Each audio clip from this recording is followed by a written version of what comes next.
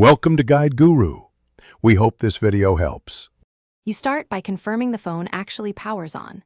Press and hold power for 5-10 seconds and feel for vibration or sound. Once done, connect a known good USB cable to charge and have an OTG adapter plus a USB mouse ready. These let you control without touch. Make sure you know if the phone supports external HDMI/display port via adapter, because that will change your next steps.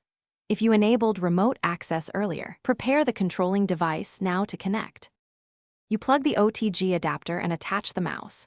The cursor appears and you can unlock, enter PIN, and enable settings like USB debugging. If the phone supports MHL or HDMI output, connect it to a TV so you see the UI and mirror actions. This helps when the display is dead but system runs.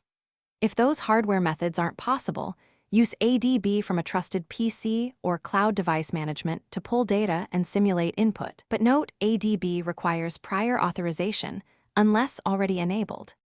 You now focus on rescuing data.